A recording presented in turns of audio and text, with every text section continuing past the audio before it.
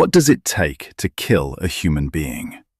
A bullet, a poison, a plane crash, a knife to the stomach. You'd think any one of those would be enough. For most people, they are. But not for these four. These are the people history tried its absolute hardest to kill. And failed. Every single time. Russia, 1916. The man sitting at the dinner table doesn't look like someone you'd be afraid of. He's tall, bearded, calm. His name is Grigori Rasputin, and the men who invited him to dinner are about to try to murder him. They have a plan. The wine is laced with enough cyanide to kill 5 men. The cakes on the table? Each one contains enough poison to kill a horse. Rasputin eats the cakes. He drinks the wine. He asks for more. The men stare at each other in disbelief. Nothing is happening. One of them panics and shoots Rasputin in the back. Rasputin falls to the floor. They check his pulse. Dead.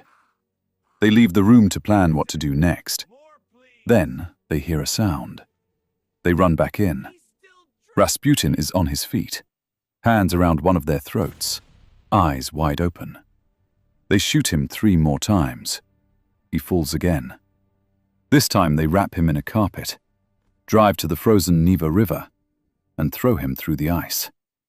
The autopsy later revealed that Rasputin's lungs were full of water, which means, when they threw him in, he was still alive, still breathing, still fighting. Even death had to work overtime to take Rasputin. Antarctica, April 29th, 1961.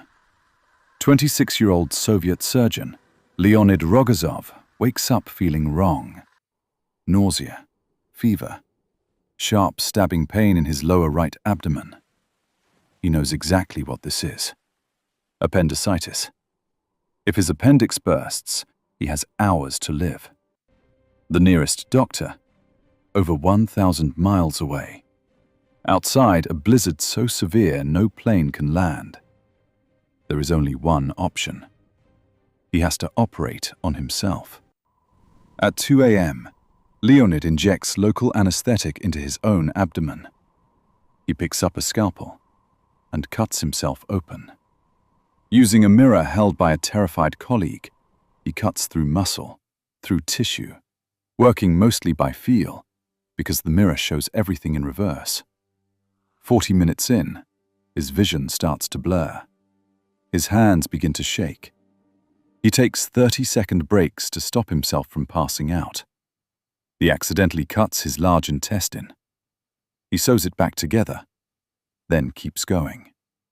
After nearly 2 hours, he finds his appendix. Dark, about to burst. 1 more day and he would have been dead.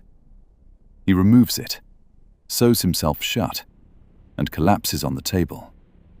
2 weeks later, Leonid Rogozov is back at work, as if nothing happened. Because for some people, nothing is impossible. Vietnam, May 2nd, 1968.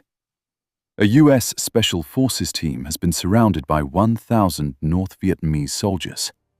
They are pinned down, out of ammunition, sending their last radio transmission. Master Sergeant Roy Benavidez hears the call from a helicopter nearby. He has no orders to go, no weapon except a knife. He jumps out of the helicopter anyway. The moment his feet touch the ground, he is shot. He keeps running. He reaches the team, starts pulling wounded soldiers to the extraction helicopter. He is shot again, and again. By the time the helicopter lifts off, Roy Benavidez has been shot 6 times with an AK-47, bayoneted in the stomach, clubbed in the head with a rifle butt. He has 37 separate wounds on his body. When he finally reaches the base, the medic puts him in a body bag. He's gone. A fellow soldier leans over the bag to say goodbye, and Benavidez spits in his face. The medic tears the bag open. Roy Benavidez survived. He was later awarded the Congressional Medal of Honor, America's highest military decoration. President Reagan said at the ceremony, "If the story of his heroism were a movie script, you would not believe it." Peru, December 24, 1971. 17-year-old Juliane Koepcke is sitting next to her mother on a flight home for Christmas. The plane flies into a thunderstorm. Lightning strikes the right wing. The plane tears apart at 10,000 feet. Passengers are thrown into open sky. Juliane, still strapped to her seat, falls 2 miles through the air and wakes up the next morning on the jungle floor, alone. Of the 92 people on that flight, she's the only one still breathing. Her collarbone is broken. Her knee is injured. She has a deep gash in her arm. She has lost her glasses, and without them she is nearly blind. She has 1 bag of candy. For 11 days, she walks through the Amazon rainforest alone. By day 4, maggots are living inside the wound on her arm.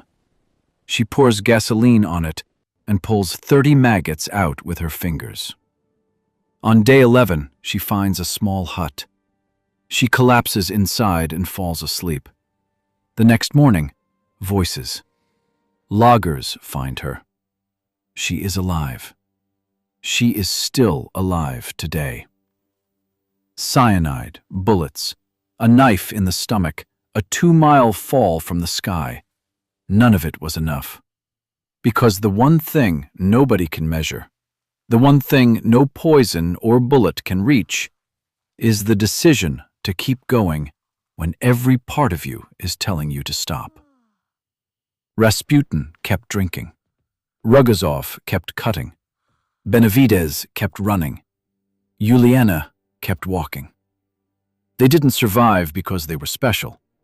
They survived because they refused to accept the alternative. And somewhere in that, there is a question worth asking yourself. What are you still fighting through? This was History Autopsy. If this story reached something inside you, subscribe. Because next week, we find another story history buried, and we bring it back. History is always watching.